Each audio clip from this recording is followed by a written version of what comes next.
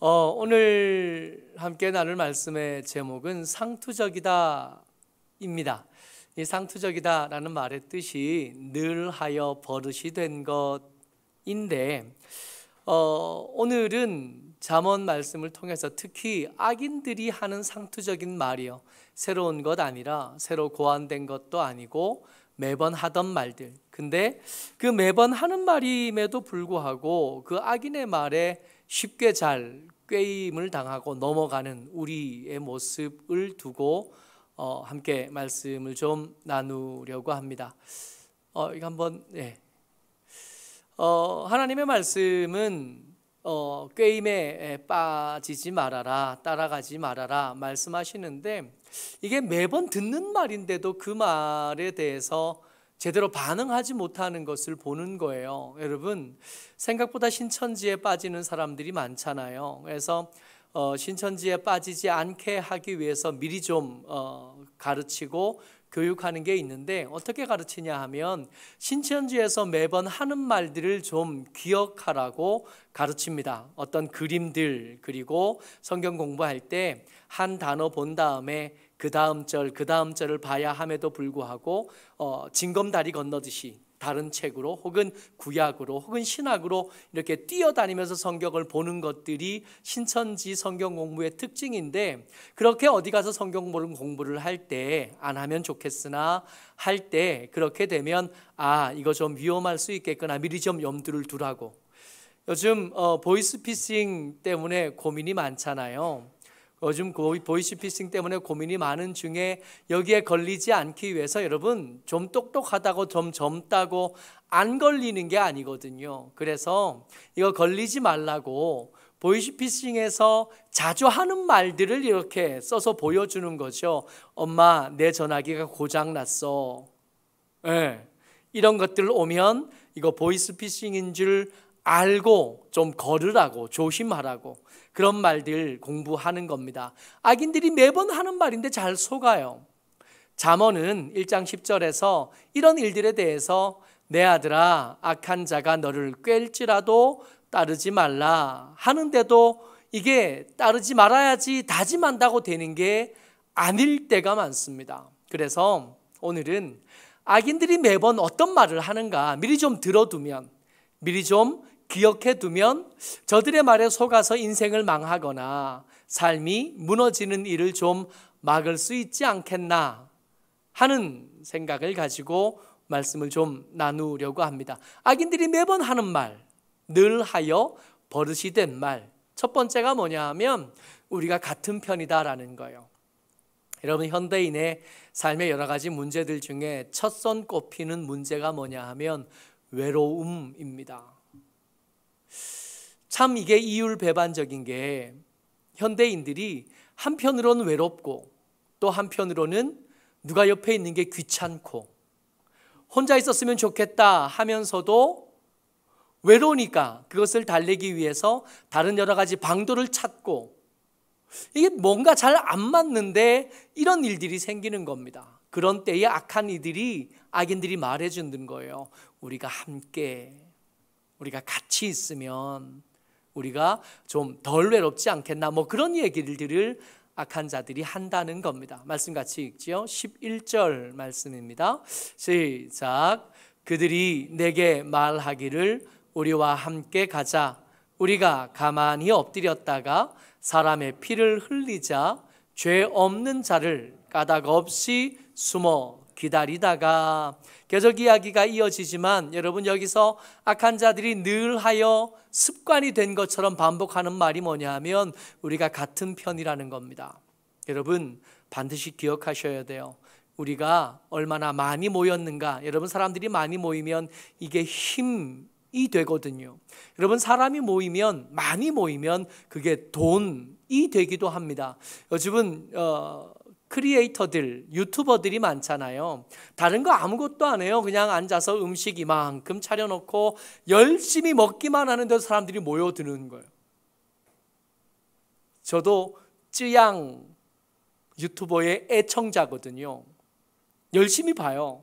그 사람이 뭘 하느냐? 아무것도 안 해요. 밥 먹어요. 그냥 라면을 먹는데 한 20개쯤 먹어요. 근데도 날씬하고 예뻐요. 그 사람 보면서 나는 대리만족, 저 사람 먹는 것을 보면서 대리만족하는 거죠. 전에도 한번 말씀을 드렸는데 곱창을 먹는데 소 한 마리 분의 곱창을 먹어요. 15m. 이걸 곱창을 이렇게 잡고 먹어요. 연어를 먹는데 3kg를 먹어요. 이만한 연어를 통째로 이렇게 왜 코스트코 같은 데 가면 이만한 연어 팔잖아요. 그걸 이렇게 들고 먹어요. 예쁘장하게 생긴 애가. 여러분, 그렇게 이 먹방 하는 크리에이터들이 모이는 사람들이 300만 명, 400만 명 모이니까 그 사람이 모인 것만 가지고도 돈이 되기 시작하는 거예요. 사람이 많이 모였다는 것에 돈이 생기고 힘이 생기는 겁니다. 악한 자들이 말하는 거죠. 우리가 함께 하자. 근데 얼마나 많은 사람이 모였는 것보다 더 중요한 거, 모여서 뭘 하려고 하는가가 중요해요. 아무리 많은 사람이 모여도 그들이 죄를 짓기에 모였다면 그 모임은 앞으로 멸망이 기다리고 있는 위험한 모임, 위태로운 모임이 될 수밖에 없습니다. 숫자가 비록 작아도, 아니 어떨 때에 혼자 있어야 될 형편에 막닥뜨리게 될 때라도 내가 하나님의 말씀 앞에 반듯하게 서고 진리와 공의를 행하려 한다면 거기는 사는 자리이겠으나, 아무리 많이 모여도, 아무리 많은 사람이 모이고 아무리 많은 사람들이 모여서 그들 중에 누가 한 사람도 우리가 잘못됐다 말하지 않는다고 해도 그들이 하는 일이 가만히 엎드렸다가 사람의 피를 흘리자 하는 거면 악일 뿐이고요, 죄일 뿐인 겁니다. 외롭다고 아무데나 가는 거 아니거든요. 혼자 있는 게 싫다고 아무데나 소속될 수 있는 건 아니거든요. 여러분 기억하셔야 됩니다. 악인들이 매번 우리에게 말해요. 뭐 하자고요? 우리 같은 편이라고, 우리가 함께 하자고. 여러분 정신 차리셔야 됩니다.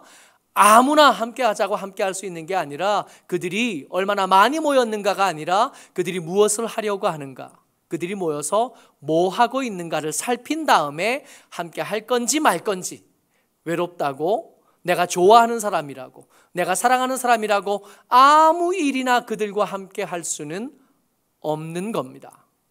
악인들이 매번 하는 말, 매번 하여 버릇이 된 말, 두 번째는 뭐냐 하면 완벽한 계획이 있다는 거예요. 우리는 틀리지 않아요. 여러분, 하나님의 말씀이 이 악인들의 계획을 뭐라고 말씀하시냐면 이것은 마치 스올 같다 그래요. 12절 말씀 같이 읽습니다. 시작. 스올같이 그들을 산채로 삼키며 무덤에 내려가는 자들같이 통으로 삼키자. 여러분, 스올은 뭐냐 하면 죽은 사람들이 가는 곳이에요. 천국이나 지옥 이런 의미가 없을 때 그런 거 아니고, 사람들이 죽으면 어딜 가요? 스올에 가요. 여러분, 우리나라 사람들은 생각할 때 저승 그러잖아요. 저승에는 산 사람은 안 가요. 누가 가요? 죽은 사람들만 가요. 그 저승이라는 말이 가장 비슷한 스올의 번역본입니다. 스올은 죽은 사람들만 가는 거예요. 여러분, 스올이 어떤 사람을 받으려고 예약을 했어요. 그 사람이 그 스올을 피해서 다른 데 갈 수 있는 방법이 있어요? 없어요? 없습니다. 스올에 가기로 예정된 사람들은 그 사람이 비록 젊어도, 그 사람이 비록 아프거나 혹은 안 아파도 스올에 가기로 예정된 사람은 가기 마련이고 거기 도착하기 마련이에요. 좀 똑똑해도 거기를 피할 수 있는 방법은 없고 권력이 더 많아도 스올을 피할 방법은 없는 겁니다. 영화가 있었어요. 데스티네이션이라는 영화가 있었는데 죽기로 결정된 사람은 반드시 죽는다예요. 온갖 모습들을 보여주면서 죽음이 노린 사람이 그 죽음을 피할 방법이 없다 하는 걸 영화로 길게 만들어놨어요. 1탄, 2탄, 3탄, 4탄 그러면서 무서운 장면들이 많이 나오는 영화입니다. 여러분, 스올이 그 노린 사람을 놓치는 법은 없습니다. 악한 것들의 계획이 어떻다고요? 스올 같다고요. 좀 똑똑하다고 그 계획을 피해갈 수 있을 것 같지 않아요. 좀 힘 있다고 해도 스올 같은 그 계획을 벗어날 방법은 없는 것 같습니다. 악한 자들이 매번 말해요. 우리에게는 계획이 있어. 그리고 이 계획은 완벽해서 절대로 실패하지 않아. 여러분, 과연 그래요? 악한 자들, 세상에 영웅들, 위대한 사람들보다 악한 사람들이 세상에 훨씬 더 많아 왔었고 지금도 그렇지 않던가요? 그러면 그들 마음대로, 그들의 계획한 대로 세상이 다 흘러갔어요? 그렇습니까? 그렇지 않아요. 세상은 그렇게 단순하지 않고 그렇게 연약하지 않습니다. 하나님이 만들어주신 규칙, 하나님의 섭리하심을 따라 세상은 움직여 갈 수밖에 없어요. 악한 자들이 매번 얘기합니다. 우리의 계획은 완벽하다. 여러분, 이 말에 속으면 인생 망하는 거예요. 13절 같이 읽습니다. 우리가 온갖 보화를 얻으며 빼앗은 것으로 우리 집을 채우리니. 아멘. 악한 자들이 또 얘기하는 게 뭐냐면, 우리의 완벽한 계획은 우리가 땀 흘려 번 것으로 우리의 집을 채우는 거 정말 쉽지 않잖아요. 우리가 열심히 안 산 게 아니거든요. 열심히 살았어요. 최선을 다했고 할 수 있는 한 최선의 노력을 다했으나 그럼에도 불구하고 여기까지밖에 못 온 거거든요. 이렇게 우리의 한계에 맞닥뜨렸을 때 악인이 우리에게 속삭인 겁니다. 우리의 계획을 따라하면 땀 흘려 벌 때 쉽게 벌지 못했지만, 땀 흘려 일한 것으로 너희 집을 채우려 할 때 실패했지만, 우리 계획을 따르면 비록 우리의 계획을 따르는 게 사람의 피를 흘리는 일이 될 수도 있고, 그들을 속이는 일이 될 수도 있고, 그들을 배신하는 일이 될 수도 있지만 반드시 우리 집을 채울 수 있다고. 우리의 계획은 완벽해서 절대로 실패할 일이 없고 손해볼 일이 없다고. 땀 흘려 이 집 언제 채울래? 빼앗은 것으로 채운다면 금방, 더 빨리, 더 확실하게 채울 수 있다고 얘기한다고요. 주의하십시오. 악한 자들이 매번 이렇게 얘기합니다. 우리에게 완벽한 계획이 있고 그 계획을 따르면 확실하게 빼앗은 그 보화들로 우리 집을 채울 수 있다고 말한다고요. 그 말에 속으면 인생 망하는 겁니다. 자, 악인들이 말하는 상투적인 여러 가지 말들을 살펴보고 있는데, 그 첫 번째가 뭐였냐 하면 우리는 같은 편이다. 중요한 건 얼마나 많은 사람이 같은 편인가가 중요한 게 아니라 뭘 하려고 모였는가 하는 것이 더 중요하다 그랬어요. 우리에게 완벽한 계획이 있다. 그렇지만 그 계획이 매번 그때로 되었다면 세상이 지금 이렇게 유지될 수 없을 텐데, 세상이 유지되는 것을 보면 저들의 완벽한 계획은 매번 무너져 왔고 매번 허사가 되어 왔던 것을 의미합니다. 세 번째, 제일 이 악한 자들의 말들 중에 제일 한심한 말인데 우리가 쉽게 속는 거, 제일 웃기는 말인데 이 웃음 말에 우리가 잘 낚이는 거, 우리가 전대를 하나만 두자라고 말한다는 거예요. 공평하게 나누자라고 말한다는 겁니다. 14절 말씀 같이 읽어요. 시작. 너는 우리와 함께 제비를 뽑고 우리가 함께 전대 하나만 두자 할지라도, 우리가 빼앗아 모은 것들, 그 집을 가득 채운 그 보화들, 빼앗아 모은 것들 어떻게 하자고요? 제비 뽑아서 공평하게 나누자고요. 공평하게 나누어서 누구든 이 나눈 것들 때문에 마음 상하는 사람이 없게 하자. 우리 중에 누구도 우리 중에 손해보는 사람 없게 하자. 지금 누가 말한다고요? 악한 자들이 말한다고요. 여러분, 이 모인 악한 사람들, 그들이 얼마나 모였든 얼마나 많은 숫자가 모였든 상관없습니다. 그 악한 자들의 그 모인 사람들을 이렇게 요약하면 한 단어로 만약에 이 악인들을 요약한다면 그 단어가 뭐냐 하면 탐심이에요. 그렇잖아요. 빼앗아서라도 모으고 싶고, 저들이 잘못한 게 없지만 가만히 숨었다가 저들을 죽여서라도 그들에게서 빼앗아서 내 것으로 만들고 싶어하는 사람이, 이런 사람들이 여럿이 모였습니다. 이들을 요약하는 가장 간결한 단어가 탐욕, 탐심일 텐데, 이 탐심으로 가득한 사람들이 돈을 하나 가득 이렇게 가운데 놓고 제비를 뽑는 거예요. 제비를 뽑아서 공평하게 나누자. 여러분, 우리 같이 이도 저도 아닌 사람들도 가운데 돈 놓으면 고민이 생기잖아요. 어떻게 하면 하나라도 더 가져갈까? 그렇지 않아요? 우리 같이 그렇게 독하지 못하고, 우리 같이 그렇게 야박하지 못한 사람들도 눈앞에 이렇게 금은보화 쌓아두면 눈이 뒤집어져서 누가 이거 하나라도 더 가져갈까 고민하게 마련인데 이 탐심으로 가득한 사람들이 모여서 그걸 공평하게 나누자 그래요. 과연 그럴 수 있을까요? 돈을 더 얻기 위해서라면 사람을 죽이는 일에도 머뭇거림이 없는 사람들이, 돈을 더 얻기 위해서라면 빼앗는 것도 망설임 없이 하는 사람들이 모여서 공평하게 제비 뽑아서 이것을 나누어 가지자, 그게 될까요? 그 제비를 뽑은 그 다음 장면이 서로가 서로를 죽이는 장면이 되지 않겠어요? 빼앗으러 올 때도 그 금은보화에 피가 잔뜩 묻어 있었겠으나 그것을 나누는 과정에 더 잔인한 피가 흐르고 더 많은 피가 흘러 가지 않겠어요? 근데 기가 막히게도 이 말에 속는다는 겁니다. 이 말에 속아서 저들과 함께하면 내가 좀 부자가 될 수 있겠다 생각한다는 거예요.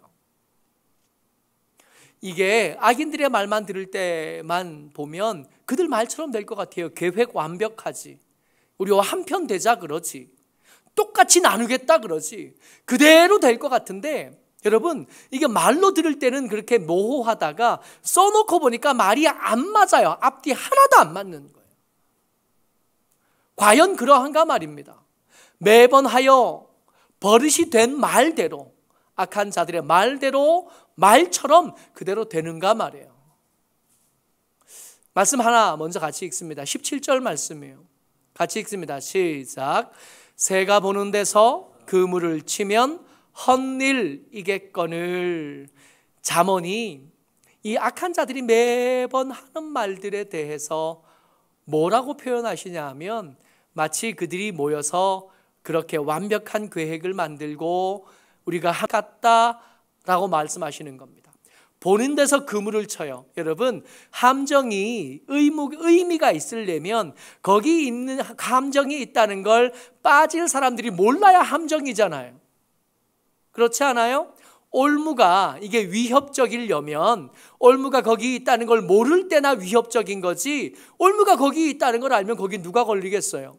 함정이 거기 있다는 걸 알면 누가 빠지겠습니까? 성경이 그 악인들이 모여서 공모하고 음모를 꾸밀 때 성경이 뭐라고 말씀하시냐면 마치 그런 일들은 새가 보는 데서 그물을 치는 것과 같아. 이미 숨겨진 일도 아니고 이미 가려진 일도 아니고 그거 아무리 잘해봐야 그거 헛일이야 말씀하고 계시는 거예요. 여러분 기억하셔야 됩니다.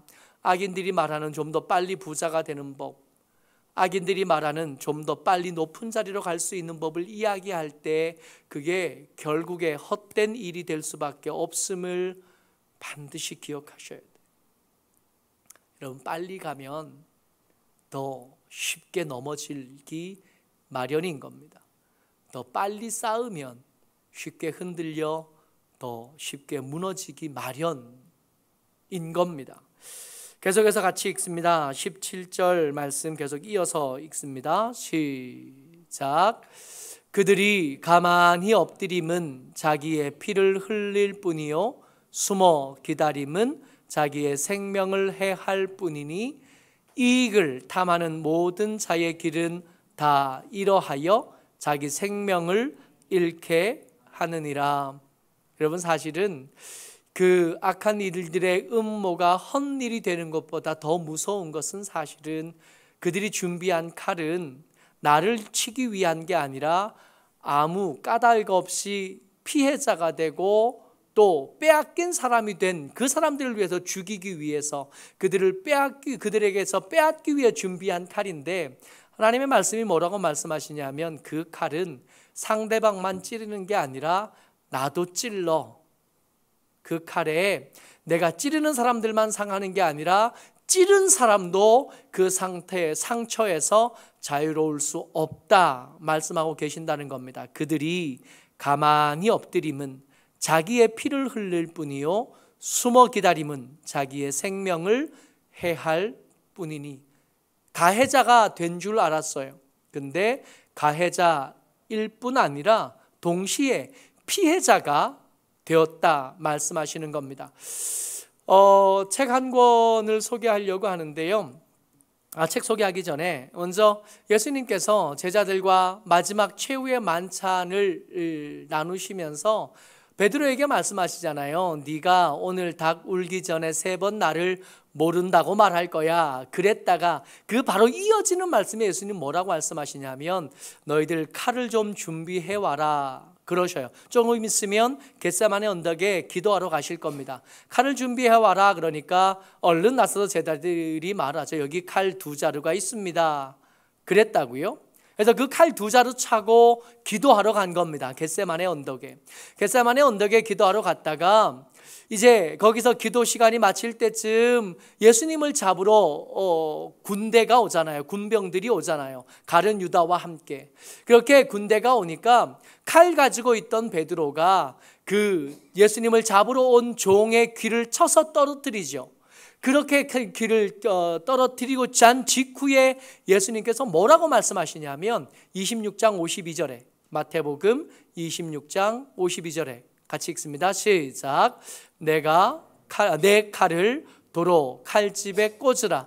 칼을 가지는 자는 다 칼로 망하느니라. 분명 조금 전에 칼을 준비하라 그러셨다고요. 그러는 바람에 그 칼 가지고 가셨어요. 그 칼 가지고 갔는데 그 준비하라고 하신 그 칼로 사람을 쳤더니 대뜸 예수님이 하시는 말씀이 잡혀가시면서 하시는 말씀이 내 칼을 도로 꽂으라. 칼을 가지는 자는 다 칼로 망하리라. 그러니까 마지막 순간에 꼭 말씀해 주고 싶으셨던 겁니다. 칼로 흥한 자가 칼로 망할 수밖에 없음을. 칼을 든 자는 그 칼로 찌르기만 하는 게 아니라 동시에 찔리기도 한다고. 근데 이게 그냥 착하게 살아야 돼 라고 하는 말씀이 아니라 실제로 우리의 삶 가운데 가해자는 정신적으로 그리고 그 삶에서 절대로 평안을 누리도록 그냥 살 수 없게 된다는 것이 여러 가지 사건을 통해서 증명이 돼요. 사진 한 장을 가지고 왔는데 죽음의 수용소에서라는 책을 쓴 빅터 프랭클이라는 사람입니다. 이 사람은 오스트리아 출신의 심리학자이기도 하고 신경학자이기도 해요. 유대인이었는데 유대인이 이 나치가 일으킨 2차 세계대전 때문에 학살당하는 일들이 있었잖아요. 이 사람이 그 강제 수용소, 그 죽음의 수용소를 한 3곳 정도를 전전합니다. 테러지엔슈타트, 아우슈비츠, 카우퍼링 등 이 3 수용소를 거치면서 살아남아요. 결국 죽지 않고 살아남는데 살아남고 그 수용소에서 나온 다음에 쓴 책이 죽음의 수용소에서입니다. 이 책에서 이 사람이 그 수용소의 장면들을 묘사하는데 어떻게 묘사하냐면 한 700명에서 1400명 정도까지 들어가는 건물 하나에 수용소에 이 유대인들을 이렇게 수용하는 거예요. 그 안에 넣는데 이게 닭장 같은 요만한 공간에 사람 하나 들어가 누우면 꽉 차는 공간이 700개에서 1400까지 있는 거예요. 그 건물 안에 화장실을 만들어 주지 않습니다. 거기 화장실이 없으니까 이게 냄새가 말도 못하게 날 거 아니에요. 그들에게 옷 한 벌, 수용소에서 입는 옷 한 벌과 함께 컵 하나를 줘요. 이 컵에다가 아침마다 묽은 미지근한 커피 한 잔을 주고 빵 하나를 주는데 이게 아침인 거예요. 근데 하루 지나고 이틀 지나고 3일 지나니까 화장실 없는 그 건물 안에서 밖에 못 나가니까 이 컵이 밤에는 변기가 됐다가 아침에는 식기가 됐다가 살아남은 사람들의 공통점이 뭐냐 하면 아침에 주는 그 커피, 묽은 커피를 반만 마시고 반은 그 반 남은 것으로 씻은 사람들만 살아남았대요. 왜 그렇게 했냐면 이 1000만 명을 수용소에서 나치들이 죽였는데 여러분 사람을 죽이는 일이 쉽지가 않은 거예요. 이 사람을 죽이는 이 독일 군들이 정신 이상 증세를 계속 만들어내니까 이 독일인들, 이 군인들의 양심을 보호하기 위해서 한 겁니다. 이 사람이 사람이 아니다라고 말해주기 위해서요. 밤에는 변기로 썼다가 아침에는 식기로 쓰니까 그들이 먹고 마시는 모든 것이 다 더러운 거예요. 돼지하고 구분이 안 되는, 가축하고 구분이 되지 않도록 만들어 놓은. 그래서 그 냄새나는 사람들이 이렇게 걸어가면 저를 사람으로 보는 게 아니라 짐승으로 볼 수 있도록. 그래서 그 짐승이 된 것들을 가스실에 집어넣고 그 짐승이 된 것들에 총을 쏘고 칼로 찌르는 일을 마음 편하게 하라고. 전쟁에서 이기면 승전국에는 트라우마가 없는 게 아닙니다. 상대방을 찌르는 사람은 칼에는 찔리지 않았으나 정신 이상 증세가 생겨날 수밖에 없어요. 양심이 작동하는. 하나님께서 여러분들과 저 사람을 지으실 때 그 마음속에 양심이라는 것을 지어서 같이 넣어 놓으신 거예요. 하나님이 정하신 그 길에서 벗어나지 못하도록. 여러분 반드시 기억하셔야 됩니다. 악인들이 매번 말해요. 우리 계획은 완벽하다고. 거짓말입니다. 우리가 몰래 찌르면 우리가 빨리 돈을 벌 수 있을 거라고. 거짓말입니다. 찌르기만 하는 게 아니라 찔리기도 하는 거예요. 악인들만 매번 한 상투적인 말을 하는 게 아니에요. 성경도 매번 똑같은 말씀을 하셔요. 같이 한번 읽습니다. 8절 말씀이요. 같이요. 시작. 내 아들아, 내 아비의 훈계를 들으며 내 어미의 법을 떠나지 말라. 이는 내 머리에 아름다운 관이요 내 목에 금사슬이니라. 여러분, 내 머리에 아름다운 관, 면류관을 의미해요. 승리한 사람들이 쓰는 월계관. 그게 아비의 말을 들은 사람, 어미의 말을 들은 사람. 잠언에서는 때때로 아버지가 말씀하시고 어머니가 말씀하시고 지혜로운 여자가 말씀하셔요. 다 잠언에 이야기하시는 분 아버지 하나님의 또 다른 모습이십니다. 하나님의 말씀을 듣는 게 고리타분하다고 여길 때가 많아요. 하나님의 말씀이 매번 듣는 말, 어제도 들었던 그 말이고 오늘도 들었던 그 말이에요. 맨날 기도하라는 말이고 성경 읽으라는 말이고 하나님 앞에 반듯하게 살라는 말인데 매번 그 말이지요. 그러나 그 고리타분해 보이는 그 말이 우리를 결국 이기게 만든다고 말씀하고 계시는 겁니다. 내 목에 금사슬이니라. 여기서 금사슬은 방패를 의미해요. 결국 나를 지키는 방법이고 내가 안전한 방법이고 내가 살아남는 방법이 된다 말씀하고 계시는 겁니다.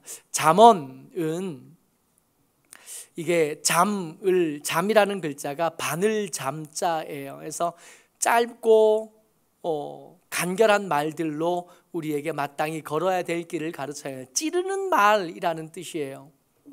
잘못된 길을 갈 때 쿡 하고 말씀이 찌르는 거죠. 그렇게 우리를 찔러서 만들어내고 싶은 잠언이 목적하는 것이 있어요. 앞으로 한동안 잠언 말씀을 통해서 말씀을 같이 나눌 텐데 이 말씀을 읽고 나누는 중에 우리가 얻었으면 좋겠다 싶은 거 1장 7절 말씀 한 번 더 읽습니다. 시작. 여호와를 경외하는 것이 지식의 근본이거늘 미련한 자는 지혜와 훈계를 멸시하느니라. 지혜와 훈계를 멸시하다 보니까 누구 말 듣는다고요? 악인들이 매번 하는 말, 그 헛되고 자기를 상하게 하는 말을 따라 살다가 인생을 망한다고요. 시작이 반이라는 말이 있잖아요. 여호와를 경외하기가 시작입니다.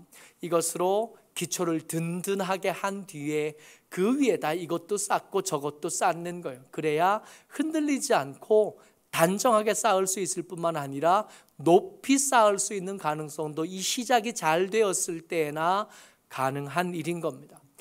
여호와 경외하기가 시작입니다. 그 위에 지식 쌓는 거고요. 여호와 경외하기가 시작입니다. 그 위에 돈도 쌓는 거고요. 그 위에 권력도 쌓는 거고 그 위에 실력도 쌓는 거예요. 위에 거 없어도 그 밑에 것만 가지고도 하나님이 책임지시는 겁니다. 여호와 경외하기를 쌓은 사람들에게 하나님께서 승리의 면류관을 주시는 것이고 그 목에 금사슬로 그를 지켜주시는 겁니다. 여러분 좀 소박하게 살자고요. 너무 앞서가려고 하지 말고 너무 높이 가려고 하지 말고 소박하게 좀 느려 보여도 한 걸음씩 가자고요. 그렇게 어느덧 돌아보니까 잘 쌓인 기초 여호와 경외하기 위해 쌓은 지식이 우리를 존경받게 할 거고요. 여호와 경외하기 위해 쌓은 돈이 우리를 풍요롭게 할 거고요. 여호와 경외하기 위해 쌓은 실력이 우리를 능하게 하실 줄을 믿습니다. 아멘.